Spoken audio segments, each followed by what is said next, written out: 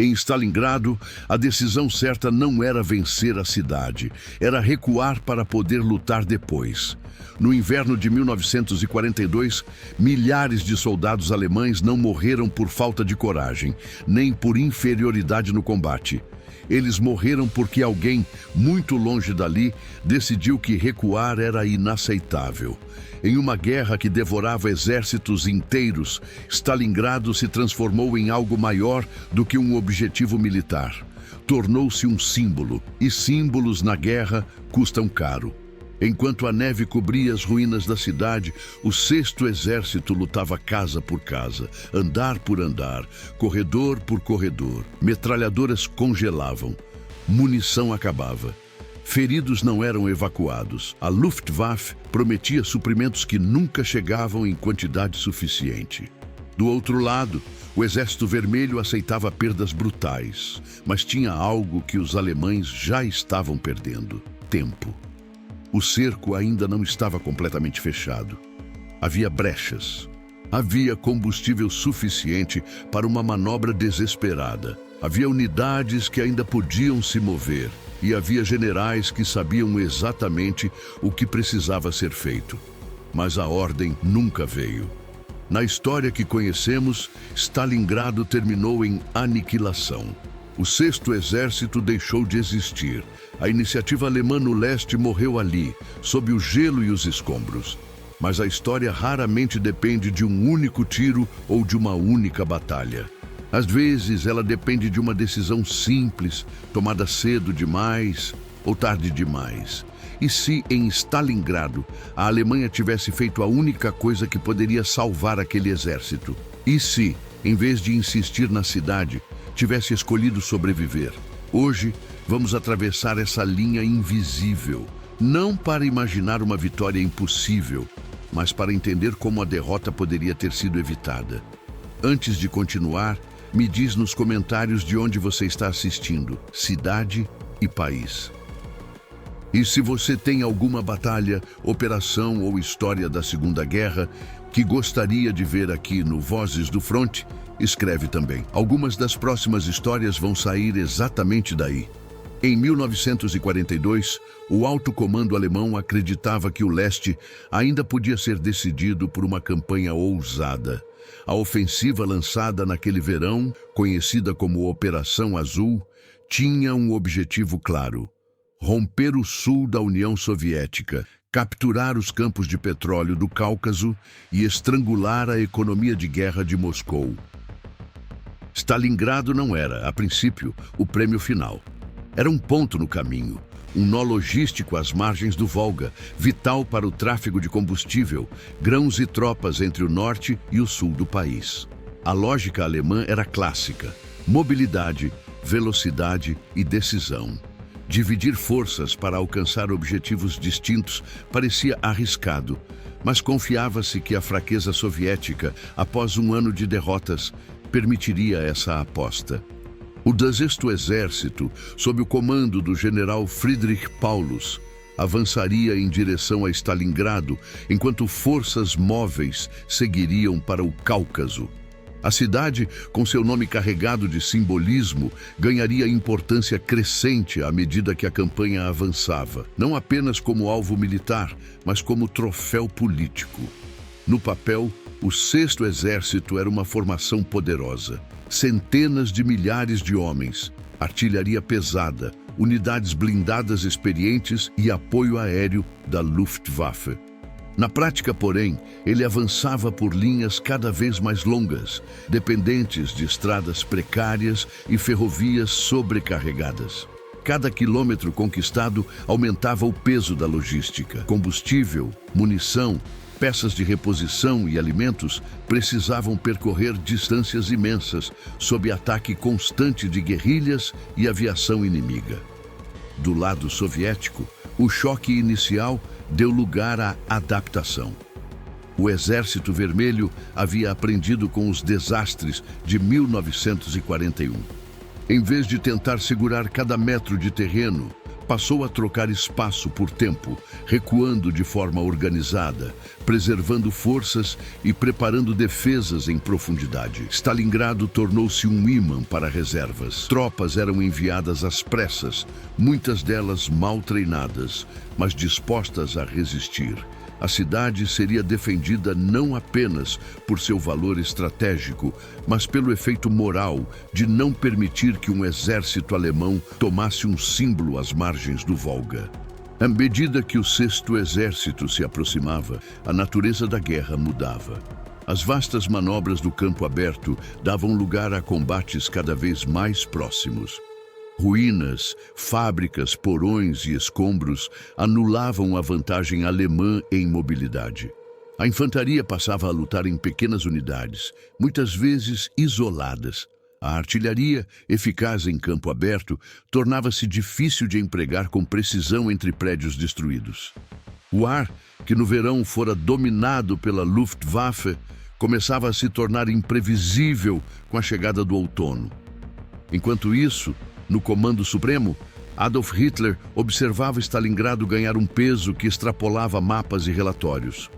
A cidade passou a representar mais do que um objetivo operacional. Tornou-se uma prova de vontade. Ordens para manter posições a qualquer custo começaram a substituir avaliações frias de risco. O avanço prosseguia, mas a margem de erro diminuía a cada semana. O que poucos perceberam naquele momento foi que Stalingrado não estava sendo decidida apenas dentro da cidade. Ela estava sendo decidida nos flancos. Ao norte e ao sul do Sexto Exército, forças aliadas, romenas, italianas e húngaras, protegiam extensões enormes de terreno com menos homens, menos blindagem e menos armas antitanque. Eram posições frágeis, mantidas mais por necessidade do que por convicção. Para o Exército Vermelho, essas linhas representavam oportunidade. Assim, antes mesmo de o cerco se formar, o caminho até Stalingrado já carregava os elementos de uma crise anunciada. Ambição excessiva, logística esticada ao limite, simbolismo sobrepondo-se à prudência e flancos perigosamente expostos. O Sexto Exército avançava, conquistava quarteirões, empurrava o inimigo para mais perto do Volga, mas cada passo à frente reduzia as opções de recuo. Naquele momento, ainda havia escolhas, ainda havia espaço para a manobra. O cerco, como seria conhecido mais tarde, ainda não existia, mas a janela para decisões racionais estava se fechando rapidamente. E em Stalingrado, como a história mostraria, o tempo era o recurso mais escasso de todos. No início de novembro de 1942, a palavra cerco ainda não fazia parte da realidade do Sexto Exército. Ela existia nos mapas soviéticos, nas mesas de planejamento em Moscou, mas não no campo de batalha alemão. Stalingrado continuava sendo tratada como uma batalha urbana brutal, porém controlável. O erro estava justamente aí: olhar para a cidade e ignorar o que se movia ao redor dela.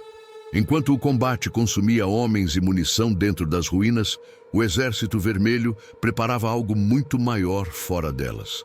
A estratégia soviética já não era expulsar os alemães quarteirão por quarteirão. O objetivo era cortar, isolar e aniquilar. Para isso, Stalingrado não precisava ser retomada imediatamente. Bastava transformar o Sexto Exército em uma ilha cercada. Os flancos alemães eram o elo fraco evidente. Ao norte e ao sul da cidade, extensões enormes de terreno eram defendidas por exércitos aliados, principalmente romenos, mal equipados para enfrentar blindados modernos. Suas divisões careciam de canhões antitanque eficazes, tinham poucos tanques e quase nenhuma profundidade defensiva. Em muitos trechos, trincheiras improvisadas substituíam posições fortificadas. Era ali que a linha poderia ser quebrada. Do ponto de vista alemão, os sinais de perigo estavam todos presentes. Relatórios indicavam concentração de tropas soviéticas além do Volga e movimentação crescente de blindados nas estepes. Reconhecimento aéreo detectava atividade incomum. Prisioneiros falavam em uma grande ofensiva iminente. Nada disso era segredo. O problema não era a falta de informação, mas a interpretação dela. O comando do Sexto Exército, ainda sob Friedrich Paulus, via essas ameaças como secundárias. A prioridade continuava sendo avançar dentro da cidade, capturar fábricas, empurrar os defensores até o rio e declarar vitória. Cada dia de progresso urbano reforçava a sensação de que Stalingrado estava quase tomada. Esse quase custava caro. A logística começava a mostrar sinais de esgotamento. As rotas de suprimento atravessavam centenas de quilômetros de território hostil, vulneráveis a ataques e sabotagens. O outono transformava estradas em lama. O inverno prometia congelá-las. Combustível era racionado. Unidades blindadas permaneciam imóveis por falta de diesel. A infantaria sentia a escassez de munição e roupas adequadas para o frio que se aproximava. Ainda assim, o exército avançava, lentamente, mas avançava. Do lado soviético, o planejamento era meticuloso. A ofensiva, que ficaria conhecida como Operação Urano, não dependia de superioridade tática dentro da cidade, mas de massa, surpresa e sincronização.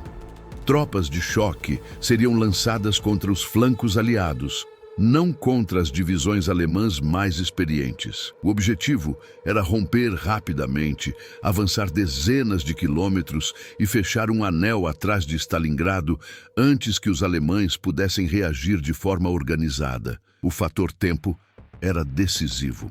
Nos primeiros dias de novembro, esse anel ainda era apenas uma possibilidade. As forças soviéticas estavam concentradas, mas também vulneráveis. Um reconhecimento mais agressivo, uma retirada limitada ou mesmo o reforço adequado dos flancos poderia atrasar ou até comprometer o plano soviético. Havia uma janela curta, mas real. O problema é que naquele estágio da campanha, a mentalidade alemã já havia mudado. Stalingrado deixara de ser uma operação flexível e se tornara um teste de vontade. A ideia de recuar, mesmo que alguns quilômetros, era vista como inadmissível. Cada ordem que chegava reforçava a necessidade de manter posições e continuar pressionando dentro da cidade. O Sexto Exército permanecia fixado, com seu centro de gravidade preso às ruínas, enquanto seus flancos se esticavam perigosamente. Quando o ataque soviético começou, em 19 de novembro, ele não encontrou um exército preparado para manobrar. Encontrou um exército ancorado. As linhas romenas cederam sob o impacto de tanques e artilharia. Em poucos dias, as pontas de lança soviéticas avançaram dezenas de quilômetros. Ainda assim, mesmo nesse momento inicial, o cerco não era completamente fechado. Havia corredores frágeis, áreas pouco defendidas, oportunidades para uma reação rápida. Mas reagir exigia algo que o Sexto Exército não possuía mais em abundância: liberdade de decisão. Cada hora perdida consolidava o avanço soviético. Cada ordem de manter posição transformava uma situação grave naquilo que a história registraria como inevitável. O cerco começava a se desenhar, não como um golpe súbito, mas como o resultado de escolhas acumuladas. Stalingrado ainda podia ser evitada como catástrofe total. O anel ainda não estava fechado. O exército ainda respirava. O que faltava não eram soldados, tanques ou coragem. Faltava aceitar que naquela guerra, continuar avançando já não era sinônimo de vencer. A manhã em que a decisão foi tomada não teve discursos longos, nem promessas grandiosas. Teve mapas espalhados sobre mesas improvisadas, oficiais exaustos e um entendimento silencioso de que Stalingrado havia deixado de ser uma batalha por terreno, tornara-se uma batalha por sobrevivência. Pela primeira vez desde o início da campanha, a pergunta não era mais como vencer a cidade, mas como salvar o exército. No nosso ponto de ruptura, o instante em que a história se divide, Friedrich Paulus é afastado do comando do Sexto Exército. Não por incompetência moral ou covardia, mas porque a situação exigia algo que ele nunca demonstrara. Desobediência operacional. Paulus era um oficial brilhante de Estado-Maior, meticuloso, obediente, incapaz de romper com ordens superiores, mesmo quando a realidade no campo gritava o contrário. Em Stalingrado, isso custava vidas a cada hora. O comando é entregue a Erich von Manstein, não como gesto político, mas como medida de emergência. Manstein era conhecido por uma única coisa: transformar situações desesperadas em retiradas organizadas, e retiradas organizadas em novas linhas de combate. Para ele, recuar não era derrota, era manobra. A primeira ordem que parte do novo comando não fala em conquistar fábricas nem em manter posições simbólicas. Ela fala em movimento. O 6º Exército recebe autorização imediata para abandonar setores urbanos menos críticos, concentrar forças móveis e preparar uma ruptura coordenada para o sudoeste. Cada unidade é classificada em 3 categorias: forças de choque, retaguarda sacrificável e colunas de evacuação. Nada disso existiu na linha do tempo real. Manstein entende algo essencial. O cerco ainda não é um anel de aço, é uma corrente frouxa. Os soviéticos avançaram rápido, mas suas pontas de lança estão esticadas, vulneráveis, dependentes de suprimento precário no inverno. A ruptura não será elegante, será violenta, curta e extremamente custosa. Mas ainda é possível. Para sustentar essa manobra em escala estratégica, o comando no leste também precisa mudar. Enquanto Manstein assume Stalingrado, o papel de coordenação da guerra móvel em outros setores é entregue a Heinz Guderian. Especialista em blindados, Guderian passa a pressionar por concentração de forças, economia de combustível e abandono imediato de operações secundárias. O objetivo agora é um só: evitar a destruição em massa do núcleo veterano do exército alemão no leste. A ordem de ruptura não é romântica. Ela exige sacrifícios calculados. Divisões de infantaria menos móveis são designadas para atrasar o avanço soviético, defendendo cruzamentos, vilas e elevações por tempo suficiente para que colunas blindadas passem. Artilharia pesada é destruída no local por falta de tratores para rebocá-la. Depósitos de munição são incendiados para não cair em mãos inimigas. Cada decisão é tomada com frieza, não heroísmo. No campo, o efeito é imediato. Pela primeira vez em semanas, unidades alemãs se movem com propósito. Tanques que estavam enterrados na neve recebem combustível prioritário. A infantaria abandona posições condenadas e se reagrupa. A Luftwaffe, ciente de que não pode sustentar um exército inteiro por via aérea, passa a operar de forma focada. Reconhecimento, interdição pontual e apoio direto à ruptura, não abastecimento ilusório. Do lado soviético, a mudança não passa despercebida. O Exército Vermelho percebe que algo está errado. O avanço esperado desacelera. Bolsões de resistência surgem onde não deveriam existir. Contra-ataques locais, ainda que limitados, começam a atrasar cronogramas. O cerco, que deveria se fechar rapidamente, encontra fricção. Não o suficiente para falhar, mas o suficiente para criar incerteza. Essa é a essência da decisão que muda tudo. Não se trata de virar a guerra em um dia, nem de derrotar o Exército Vermelho em campo aberto. Trata-se de comprar tempo, de transformar uma aniquilação certa em uma retirada sangrenta, porém controlada. De aceitar perdas agora para preservar capacidade depois. Manstein sabe que cada hora conta. O inverno não perdoa a hesitação. As tropas estão exaustas, mal alimentadas, congelando. Mas ainda existem oficiais experientes, coesão suficiente e, acima de tudo, uma cadeia de comando que finalmente aceita a realidade do campo. Pela primeira vez, desde o início da batalha, Stalingrado deixa de ditar as decisões. As decisões passam a ditar o destino de Stalingrado. A linha do tempo alternativa não nasce de um milagre, nem de uma arma secreta.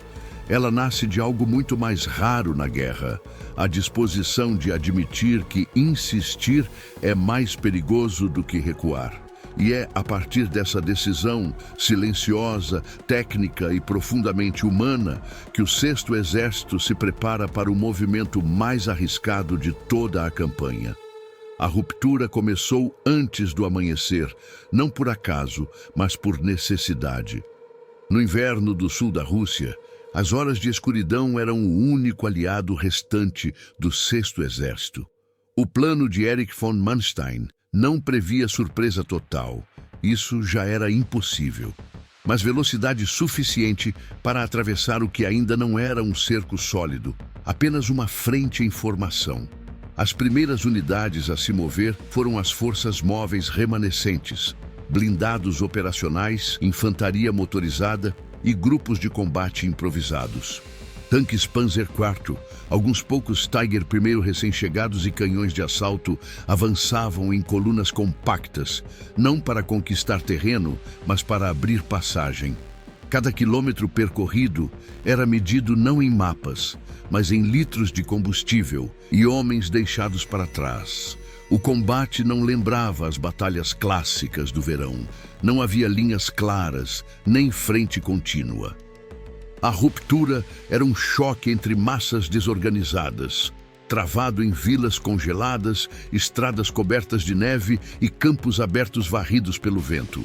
Unidades soviéticas, avançando confiantes após o sucesso inicial da Operação Urano, foram surpreendidas ao encontrar resistência concentrada onde esperavam colapso. A tática alemã era brutalmente simples: penetrar, avançar, não parar. Bolsões soviéticos eram contornados, não eliminados. Vilas eram atravessadas sob fogo, sem tentativa de ocupação. A infantaria seguia colada aos blindados, usando os tanques como abrigo móvel contra metralhadoras e artilharia leve. Não havia tempo para reorganizar posições ou esperar reforços. Cada pausa era um convite para o fechamento definitivo do anel. Do lado soviético, a reação foi rápida, mas desigual. Contra-ataques de tanques T-34 tentavam cortar as colunas alemãs, explorando a superioridade numérica e a mobilidade no terreno congelado. Em vários pontos, combates corpo a corpo decidiram o avanço. Granadas eram lançadas a poucos metros. Canhões antitanque disparavam a queima-roupa.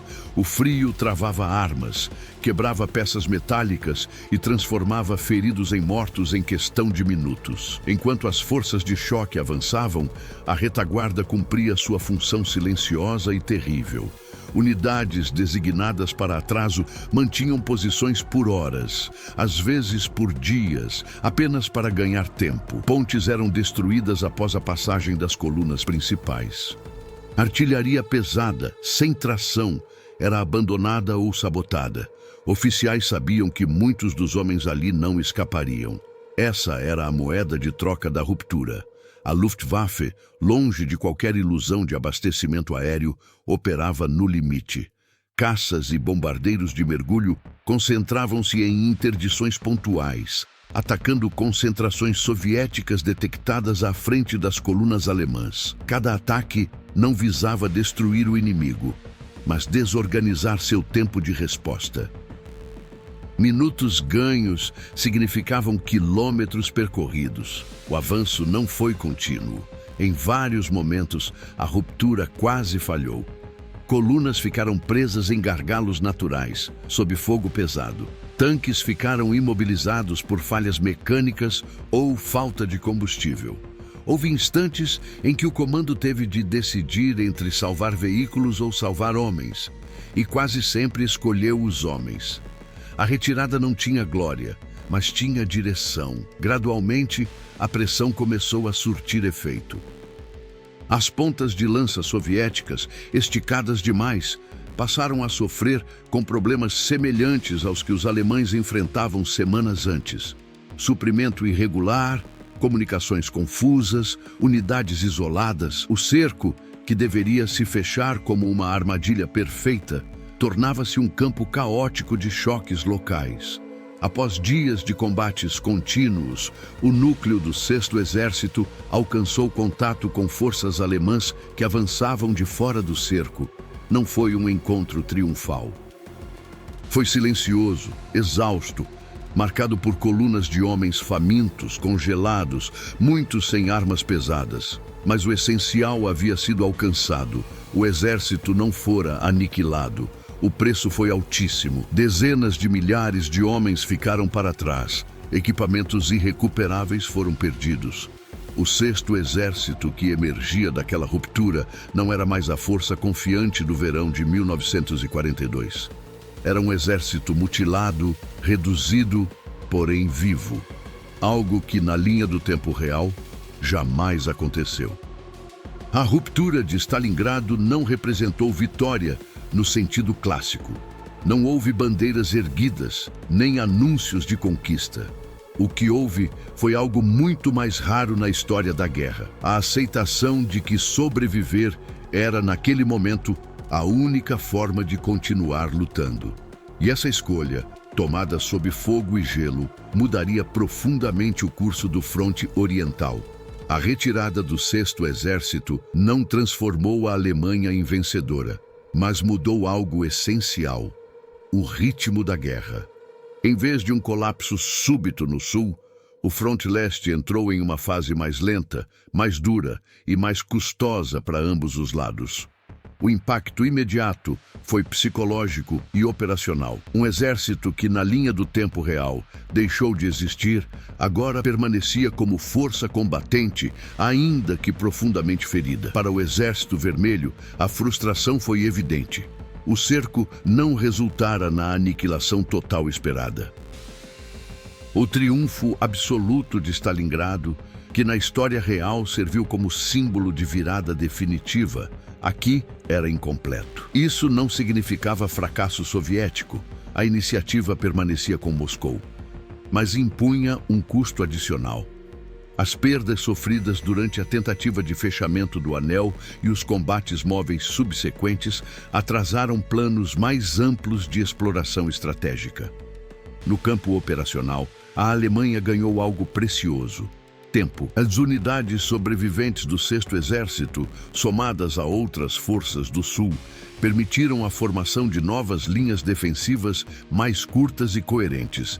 Em vez de uma retirada desordenada por centenas de quilômetros, o comando alemão pôde escolher onde resistir, onde ceder e onde concentrar forças móveis para contra-ataques limitados. A guerra voltou a ser, ainda que brevemente, uma disputa de decisões e não apenas de sobrevivência.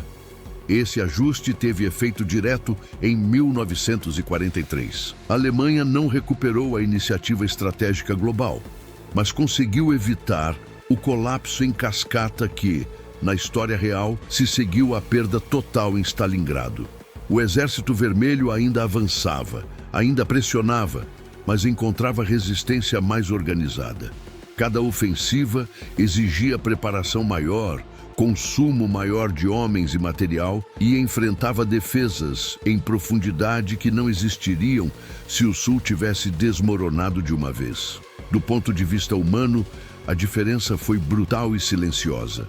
Dezenas de milhares de soldados alemães que, na linha do tempo conhecida, morreram de fome, frio ou em campos de prisioneiros, agora retornavam às fileiras, exaustos, traumatizados, mas vivos. Essas tropas carregavam a memória de Stalingrado como advertência, não como túmulo. A moral alemã não se recuperava, mas também não colapsava de forma irreversível naquele inverno.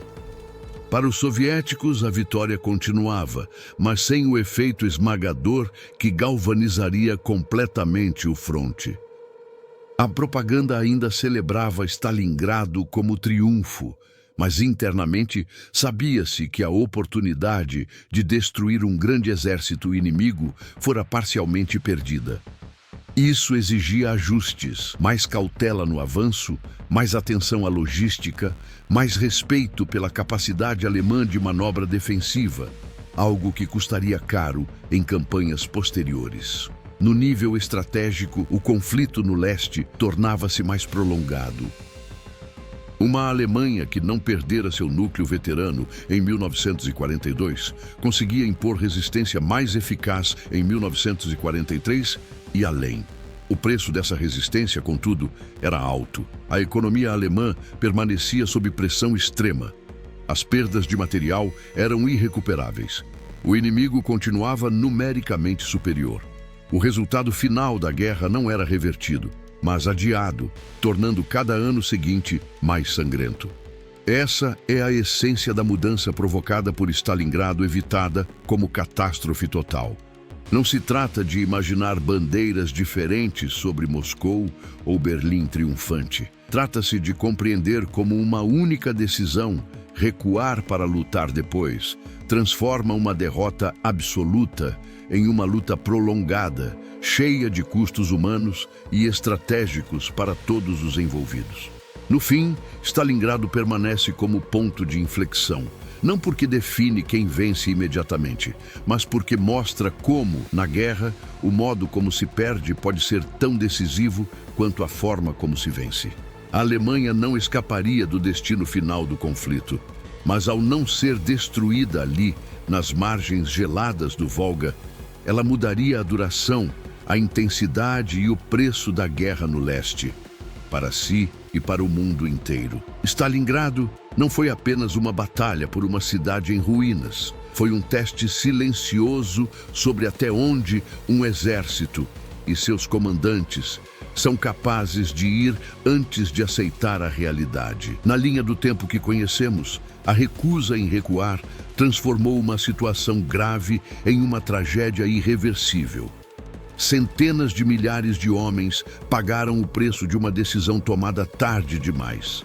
Nesta outra linha possível, a Alemanha não triunfa. Não reescreve o destino da guerra, não sai vencedora do inverno russo, mas faz algo diferente: sobrevive. E na guerra, sobreviver significa manter escolhas abertas, mesmo quando todas parecem ruins. Recuar aqui não é covardia. É a tentativa desesperada de preservar vidas e capacidade de combate em um cenário que já não permite glória. Stalingrado, evitada como aniquilação total, continua sendo um marco. Não como o início do fim imediato, mas como o momento em que a guerra no leste se torna mais longa, mais custosa e mais amarga para todos os lados. O conflito não termina ali. Ele se arrasta, consome mais recursos, exige mais sacrifícios e cobra um preço humano ainda maior ao longo dos anos seguintes. No fim, a pergunta não é se a Alemanha poderia ter vencido em Stalingrado. A pergunta real é outra. Quantas vidas poderiam ter sido poupadas se a decisão certa tivesse sido tomada no momento certo? A história raramente oferece segundas chances. Mas entender onde elas existiram e foram ignoradas talvez seja a única forma de aprender com o passado, em vez de apenas repetir.